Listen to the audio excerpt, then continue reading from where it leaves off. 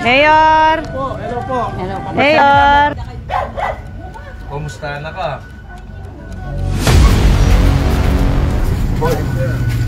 Ano yan? Hoy! Hoy!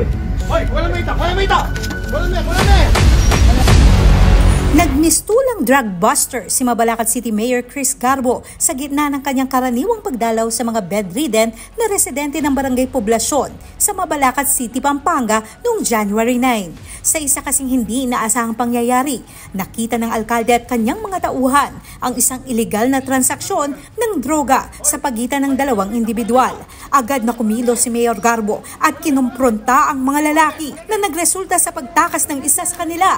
Hindi naman nagpatalo si Mayor na sumali sa pakikipagbuno at hilaan para matagumpay na mahuli at mapigilan ang isa pang individual na sangkot. Sumang-ayon ng nahuling suspect na makipagtulungan sa pulisya na humantong naman sa isa pang bypass operation na nagresulta sa pagkahuli ng nakatakas na suspect at isa pa. Pinuri ng Kapitolyo ang katapangan ni Mayor Garbo na nagpakita ng matibay na dedikasyon sa kaligtasan at kabutihan ng komunidad. Isa kasi sa mga prioridad ni Pampanga Governor Dennis Delta Pineda ang pagpapanatili sa kaayusan at kapayapaan sa buong lalawigan, maging ang seryosong laban sa iligal na droga.